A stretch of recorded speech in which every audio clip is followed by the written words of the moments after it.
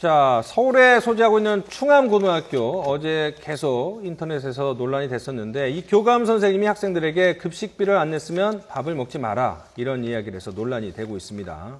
자, 먼저 이 충암고 서울 은평구에 있는 충암고등학교인데 교감 선생님은 어떤 이야기를 했는지 한번 보시죠. 내일부터 학교 오지 마라. 너 같은 애들 때문에 다른 아이들이 피해를 본다. 이 이야기를 한 장소도 부적절합니다. 점심 급식 받으러 온 학생들 앞에서 급식실 앞에서 저런 얘기를 했죠. 그러니까 공개 망신이자 어떻게 보면 저 모욕을 준 건데. 그렇죠. 교감 선생님 일단 어떤 사정이 있었는지 나중에 이야기를 들어보도록 하겠지만 어쨌든 뭐 부적절한 발언이라는 거는 부정할 수 없겠죠.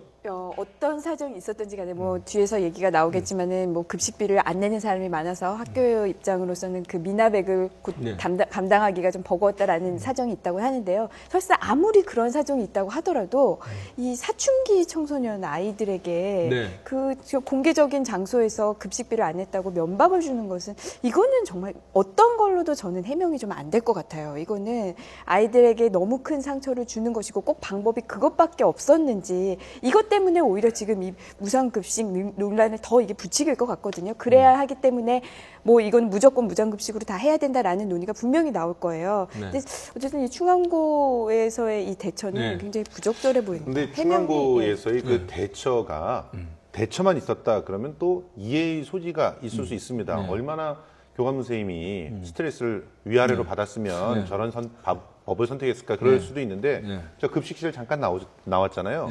급식실이 그냥 교실이에요. 교실에 책상 놓고 급식실 만들었어요. 아이들한테 밥 먹는다는 시간이 어떤 것이 필요한지에 대한 교육적인 배려들도 안 돼 있는 그런 공간이고 그리고 급식실에 들어가는 입구에서 일일이 아이들을 그렇게 망신을 주느라고 40분이나 걸렸어요. 그 시간에. 그러면 맨 뒤에 있던 친구들은 점심시간을 박탈당한 겁니다. 그런 일들이 벌어지고 그 이후에 해명을 할 때 또 이 교감 선생님께서 아니, 내가 지금 이렇게 한 것이 이 교육적으로 필요했다고 생각한다고 당당하게 얘기를 하셨거든요. 교장 선생님도 그 부분에 대해서 큰 문제의식을 못 느끼는 것처럼 해명을 했습니다. 이런 상황들이 합쳐져서 그야말로 공부를 갖다 사고 있는 그런 상황입니다. 실제로 저분의 철학 속에서는 무임승차는 절대 안 된다. 누구든지 돈을 내고 먹어야지만 떳떳한 사람이 되는 것이다라는 사고방식을 갖고 있는데 그거는 얼마 전에 문제가 됐던 그 경남도의 도의원하고 아주 비슷한 생각이에요. 무임승차론인데 실제로 우린 기억해야 될 것이 세금 다 냅니다. 교육세를 다 내고 다들 내고 있어요. 심지어 아무리 가난한 사람도 음식을 먹거나 술을 먹거나 할 때 교육세가 들어가 있는 부분들을 모아서 저런 의무 교육들을 하고 있다는 사실을 좀 같이 이해를 했으면 좋겠습니다. 저도 뭐 사실 이제 초등학교 때 비슷한 경험을 당했는데 그게 아직도 기억에 생생하고 그때 받은 상처가 아직도 있어서 제가 지금 이렇게 된 것 같은 생각도 좀 드는데 지금 왜 너무 정상적으로 그 당시 상황을 목격했던 이 충암고 재학생의 이야기 그다음에 교감 선생님의 입장 한번 연이어 들어보도록 하겠습니다. 식비 그 명단이 있었어요. 몇 달 얼마 올렸는지.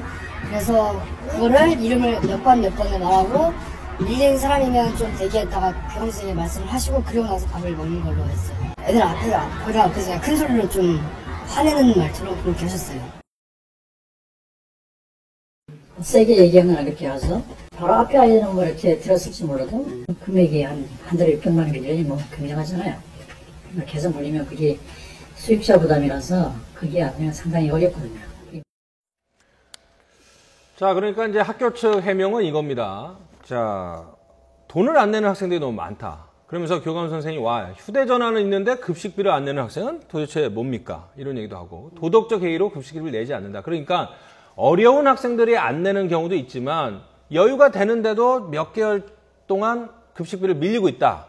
뭐 이런 얘기를 하고 있는 거예요, 학교에서는. 도덕적 해이라는 것을 뭘로 근거를 가지고 있는지 잘 모르겠어요. 그리고 이 도덕적 해이라고 하는 것이 과연 정말 학생이 그 아이가 예를 들어서 부모는 급식비를 줬는데 학교에 가져다 주지 않았다는 얘기인 건지 아니면 부모가 그거를 지급할 능력이 없으면 그게 곧 도덕적 해이고 가난하면 죄가 있다라는 얘기를 하시는 건지도 잘 모르겠고 그런 부분들이 정말 자기 신념에 그런 생각을 그것도 잘못된 생각이 있지만 했더라도 그걸 왜 다른 아이들이 있는 데서 공개적으로 처벌을 해서 모욕을 줘야 되는지 이거는 사실 우리 이제 변호사님도 계시지만 뭐든지 모욕이나 명예를 훼손한다가 이런 것들은 공공연한 자리에서 했을 때 범죄가 되는 거거든요. 그 사람이 그만큼 그 사람의 인격이나 인권이 무시되고 박탈되기 때문에 그렇게 우리가 형사로까지 처벌을 하는데 왜 어린 아이들, 어린 학생들이 다른 학생들이 보는 자리에서 저런 어떤 정말 공개적인 망신을 줬어야 되는지 이거는 그거를 당한 학생들뿐만 아니라 지켜보는 아이들 입장에서도 굉장히 교육과는 거리가 먼 상황이었던 거죠. 급식 대상이 1,300명 정도 되는데 그중에 100명이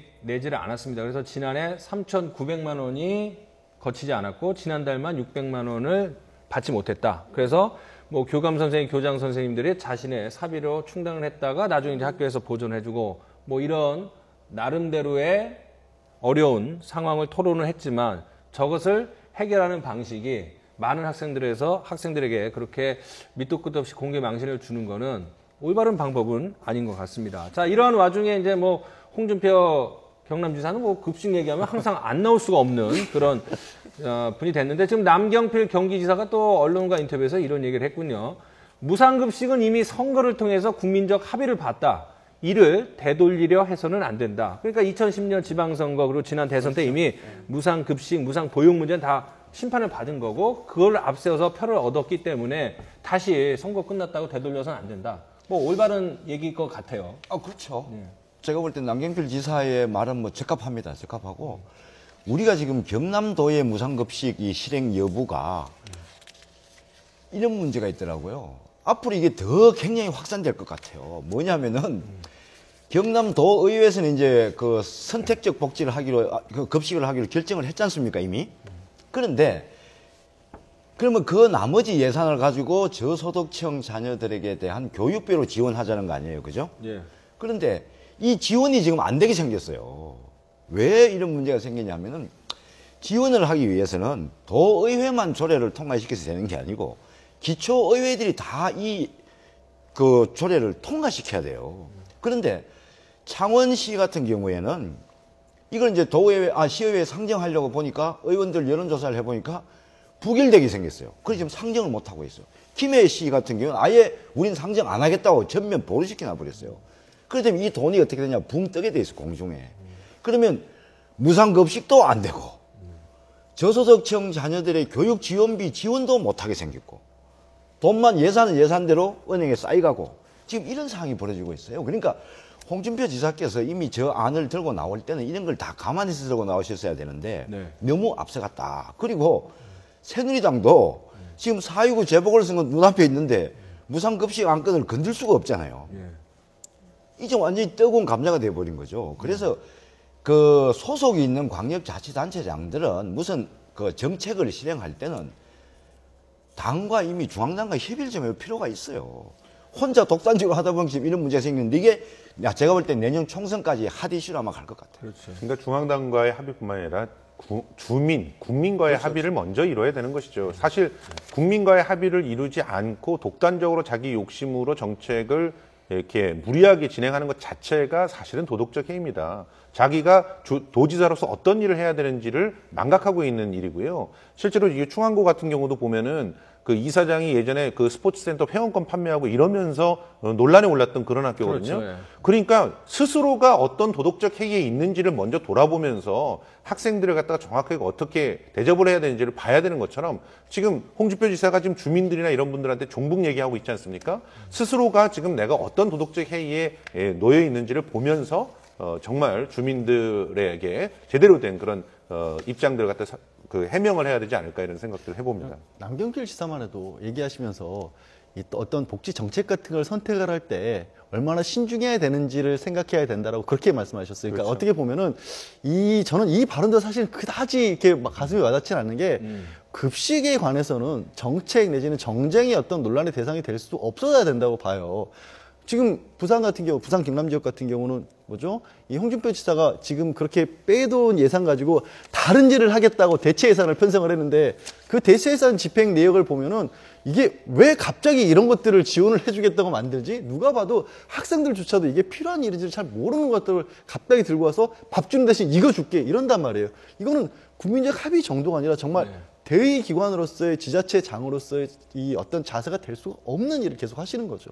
그렇습니다. 우리 송 교수님 말씀하신 것처럼 뭐 4.19 재보궐선거뿐만 아니라 내년 총선까지 아니면 그 이후까지 정리가 안 되면 계속 끌려갈 수밖에 없고 논란이 될 수밖에 없기 때문에 이 더 이상 불필요한 논란 중단을 하고 빨리 결론을 내야 되는데 사실 2010년 그리고 지난 대선 때 이미 결론이 났다고 생각한 안건이었는데 홍준표 지사가 다시 한번 되돌려 놓아온 그런 형국이 됐습니다. 예.